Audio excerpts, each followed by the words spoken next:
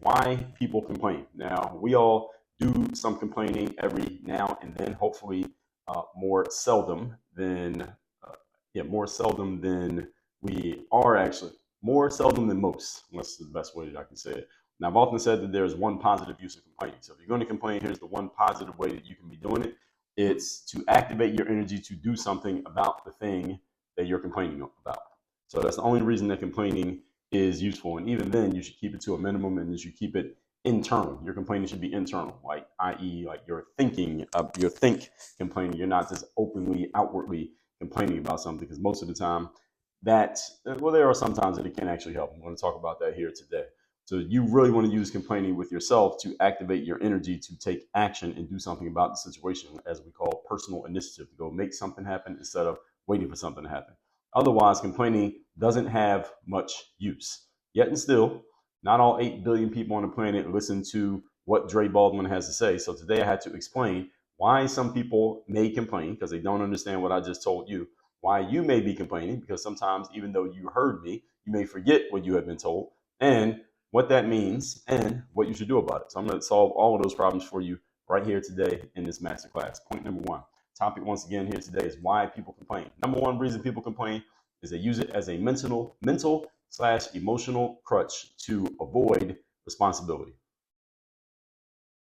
Complaining is a mental and emotional crutch used to avoid and stay away from responsibility.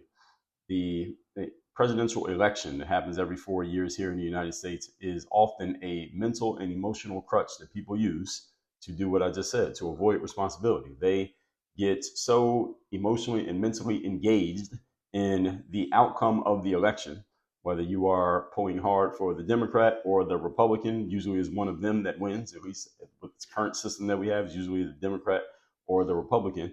And if your desired candidate wins, then you're putting all your hopes in with regards to your future on that person. And if they don't deliver, which they usually don't, because not because they don't plan on delivering, it's not because they can't do things, it's simply because nothing that a politician does is really going to change your life, not so dramatically as most people think that it will when you're listening to their campaign messages, that now you're putting it on them. And if your life doesn't change as much as you thought it would, then you blame them. Hey, I voted for this person that didn't do what I thought they were going to do. Or the government got in their way of doing what they wanted to do. Whatever excuse or complaint or reason you want to give for your complaint, this is what a lot of people do. And if your preferred candidate does not win, then you can just be mad at the person who did win and say, oh, see, the reason why my life is not the way that I want it to be is because the candidate who I did vote for didn't win, and then this bum ended up winning, and this bum is making things worse for me. See, that's why I got to double down and triple down and make sure I vote for the candidate I want the next time around. So this is the cycle that a lot of people go through in life. And I'm using a president in the United States government as an example here, but this can apply to pretty much anything where there is some apparent choice or the illusion of choice that gets put before people that is outside of your complete control.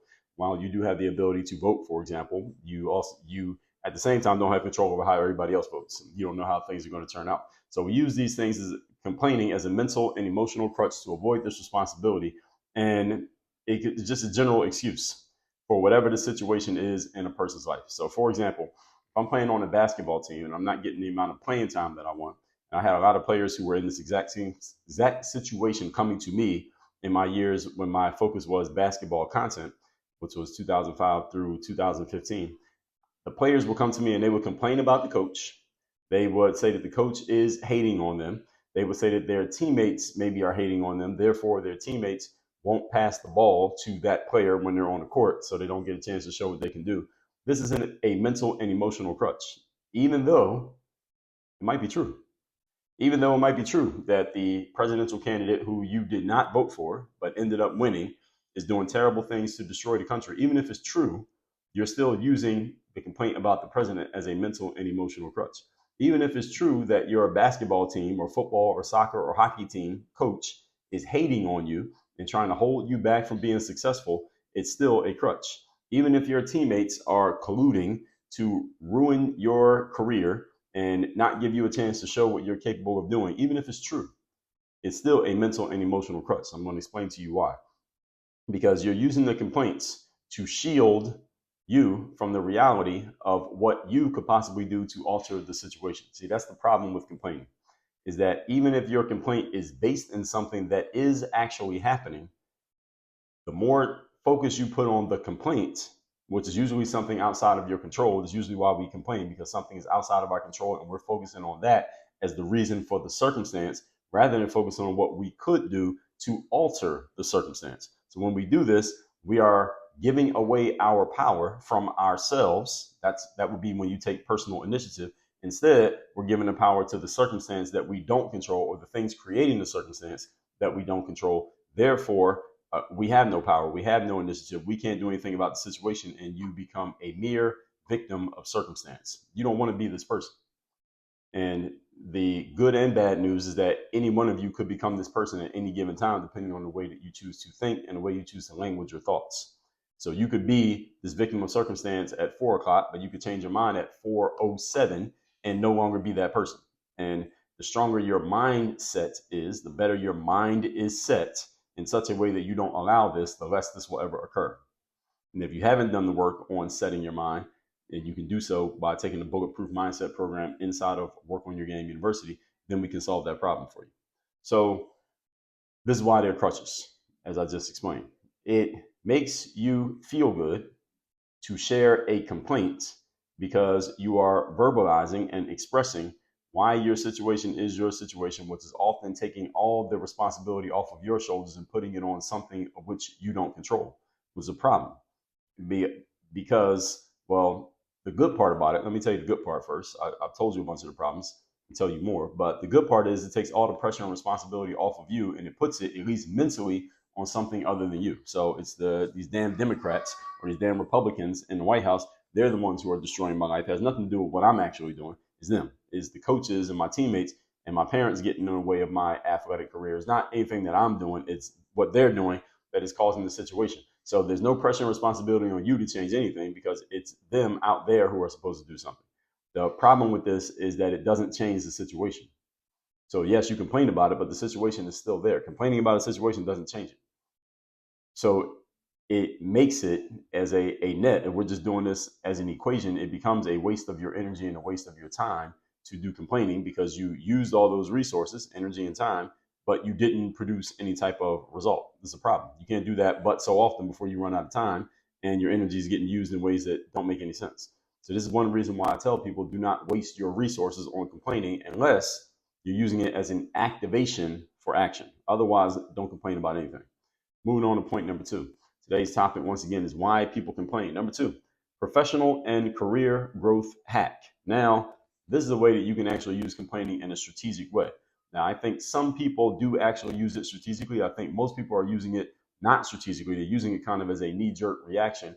But at the same time, they understand, maybe on a more subconscious level, that this can help them move forward. Let me explain what I mean.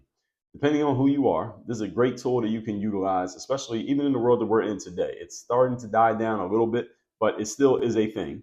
If you are, for example, a minority, if you're a female, if you are Black, if you are gay, you can use complaining as a leverage tool against if you're leveraging it against someone who is less quote unquote marginalized, which is the term that people use these days, than you could use it against them. So if you're a female, for example, you can use complaining against a male to give yourself an upper hand in a situation, let's say in a corporate setting.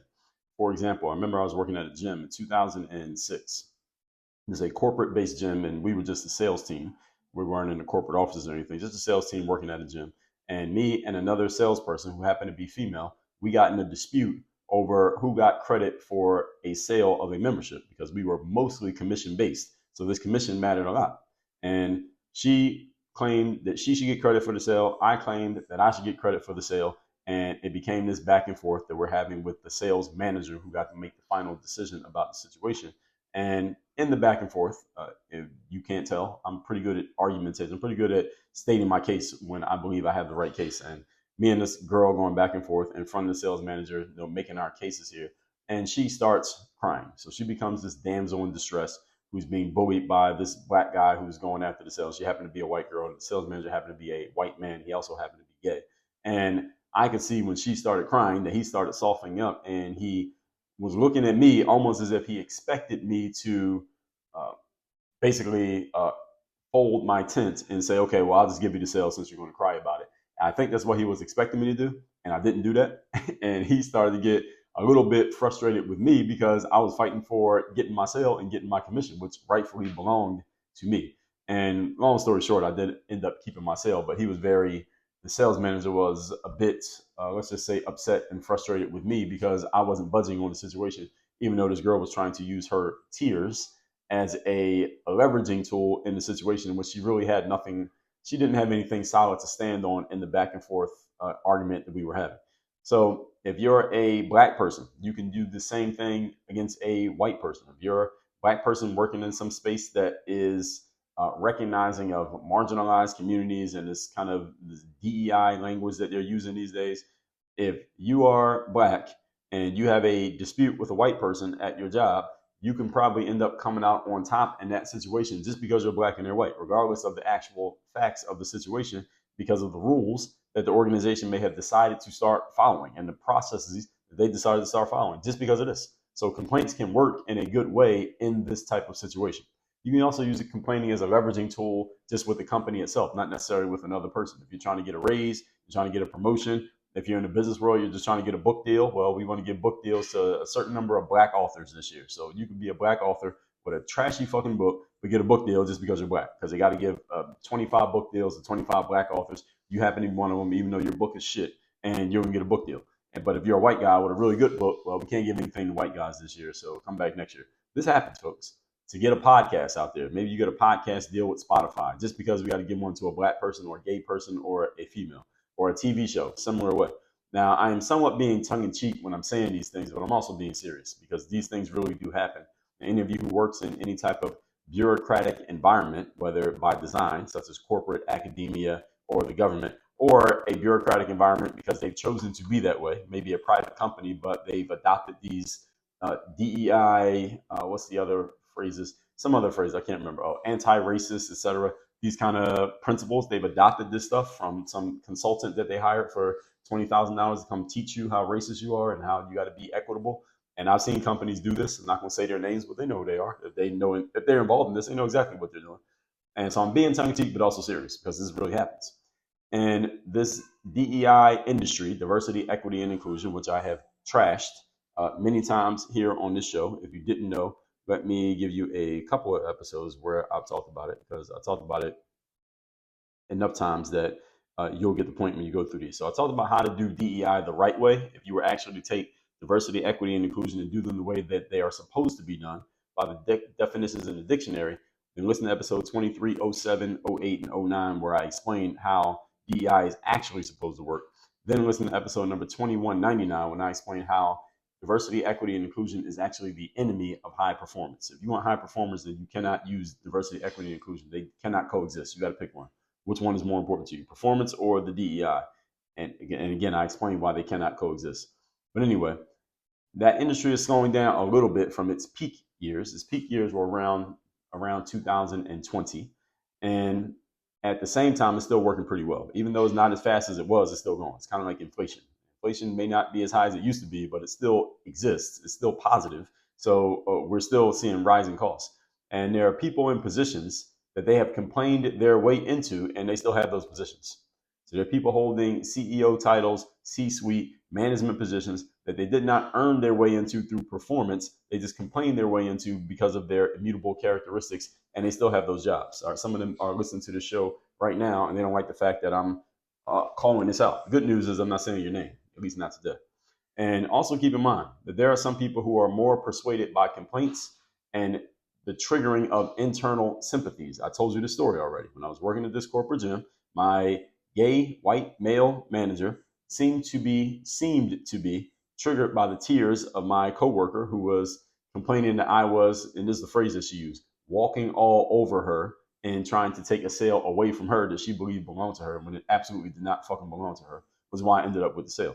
And then there are other people at the same time who are more persuaded by power, certainty, and directness. And many people are, any one of us can be persuaded by a different thing depending on the circumstance. Our complaints and triggering of your internal sympathies might sway you if your 5-year-old child is crying, for example. You may be triggered by that because they're your child.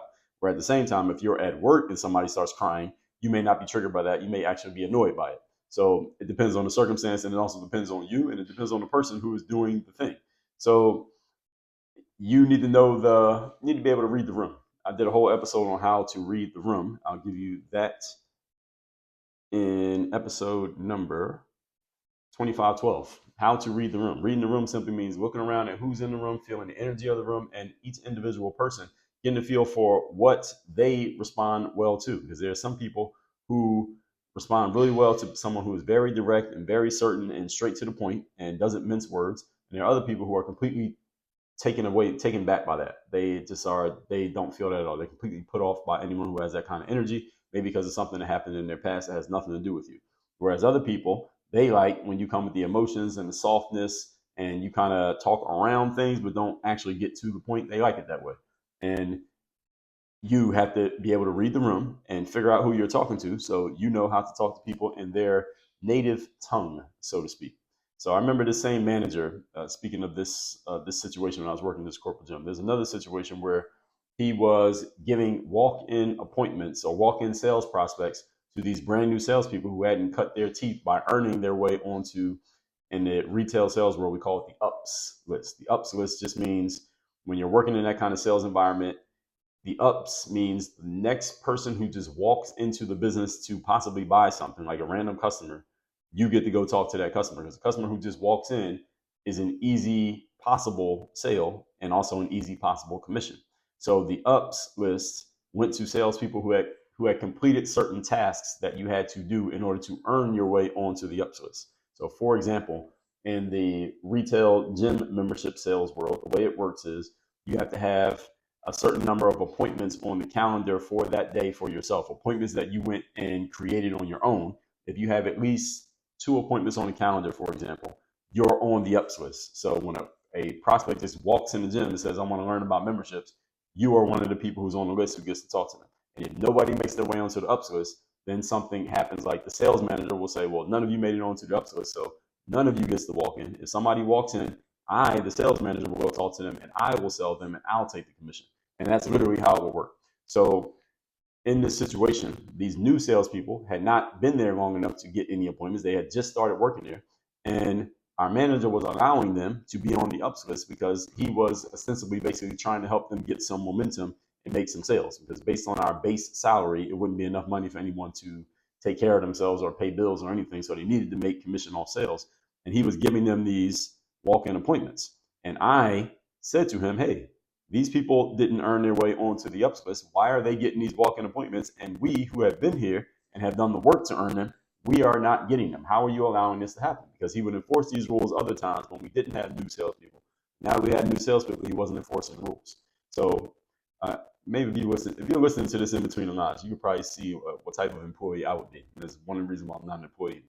So I was telling him, and I told him this directly. He said, man, you don't hold back, do you? He didn't actually respond to what I said. That's the first thing. He didn't actually respond to the main thing that I said. He responded to it, but he didn't respond to the actual point. Actual point was these walk-in appointments should be going to me and the other people who have done the work to earn our spot, not to these people who have done nothing. All right, they should have to scrape and claw and scrape up some appointments the way that I had to and the way that these other people had to, but you're not making them do that. You're handing them easy sales. How is that happening? How are you doing that? And he was a bit embarrassed and frustrated by the fact that I was calling him out, because I think he knew exactly what he was doing, and he knew that I knew that he was doing it, but I was the only one who said anything. I had 2 or 3 other coworkers who saw the same thing, but they weren't saying shit. I said something. So again, as I said, you can probably tell what kind of employee I would be is the reason why I'm not an employee. But I pointed this out to him, and again, he didn't fix the situation. But this is the kind of shit that happens in certain environments. And again, this is why you got to read the room. You got to know who you are dealing with, because some people are actually persuaded by this bullshit. I am not persuaded by it. And if I see someone doing it, I'll call them out on this shit, which is, again, for the 3rd time, why I can't work in these kind of environments. Because I'm the type of person who will call people out on their bullshit and don't care if I piss you off. Actually, I prefer to piss you off than allow the situation to continue. But I got to inform you that these situations do exist, and there are people like my former sales manager who are persuaded by this shit, and that's why I can't be around these folks, at least not in a professional setting. maybe I could be cool with them as a person, but we can't work together because that shit ain't gonna fly. Point number three. Today's topic, once again, is why people complain. Number three, validation of shared experiences. This is a good reason for people to complain. People just get together and bitch about the situation that is in front of them. That's pretty much what it is. One reason why people complain is because other people complain. All right. Misery loves company. Everybody heard that before, right? Once people can get together, bitch, moan, groan, and complain about the same things, and they can form a little committee of bitch assness complaining about the situation that is in front of them. And again, misery loves company. Human beings, we are wired for social connection. Social connection does not necessarily mean something positive and happy. It just means connection. So thieves and drug dealers and murderers and criminals, they connect with each other socially. Why? Because they do similar things. They think in similar ways. So complainers like to connect with each other the same way that a thief and a murderer and a rapist may want to connect with each other. So sometimes people complain simply because other people are complaining, and it gives them common ground upon which to build a relationship. You see this in politics, for example, when so many people bond around the common hatred of one politician. They gather around and decide to vote for anyone other than the main person that they all hate. So Donald Trump, for example, as a politician, is a person that a whole bunch of people hated, and any politician who went up against him, they would basically galvanize an audience based on, well, you all hate this guy, so you might as well vote for me. All right, did that happen? Absolutely it did. Some of you who are listening to this voted for anyone who went against Trump simply because you have been properly conditioned to hate Trump. It's not that you liked the other person, it's just you hated Trump. All right, so this complaining actually works. And then what people do, because people don't always want to look like they're complaining, because as adults we realize that complaining makes us look maybe somewhat childish at times. People come up with these rationalizations that make it sound like you are doing what you're doing for a different reason than the actual reason. I just point out the real reason. Many people will point out the good reason. Any of you who's ever been part of a protest, for example, some type of demonstration, what is that? What is a protest or a demonstration? It's a complaint session. It's a bunch of people gathering around to complain. When you see people protesting, and I'm not saying that when you're protesting that you necessarily have the wrong cause to protest for, or that you're wrong for protesting. What I'm saying is when people protest, they are complaining. That is what a protest is. It's a complaint. You're complaining about the situation. And I'm telling you examples and people using these as methods of social connection. You rarely do you see one person protesting by themselves. All right, protest usually means a whole bunch of people gathering together, and the social connection of it gives people that feeling of being a part of something. And again, people will do a lot to be a part of something, even if what they're a part of is something that might be some nonsense. I'm not saying any of these examples is necessarily nonsense, but it could be. Recapping today's class, which is why people complain. And all of you have complained at different times, hopefully less often than everybody else, and less often even more as you move forward in life. But let's talk about why it happens. Number one, a mental or emotional crutch, such as to avoid responsibility. If you have something to complain about, then of course the problem is not you. The problem is that thing that you're complaining about. Number two, professional or career growth hack. This is very popular during the DEI days. Going to be more popular during the wave of feminism that we are in right now. So if you happen to be, part of the groups that allegedly need to be helped by these things, then I would suggest you use it. I mean, play the game. Don't complain, play the game. Number three, actually complain and play the game, actually is what we should call it. Number three, validation of shared experiences. A protest is a form of a validated shared experience. A bunch of people gathering around to complain. They're complaining for a strategic reason. Hopefully the complaint leads to them getting a better contract with the company, or they get better healthcare benefits, or whatever the people happen to be complaining about. But when people gather to complain, that is a way of creating social connection, whatever way they got to get it. That said, folks, make sure you check my text number down below in the description so you can be part of my text community when we open that back up. And workonyourgameuniversity.com, get access to all of our trainings, courses, and have me as your direct coach directly and personally, and workonyourgameuniversity.com. Work on your game. Dre, all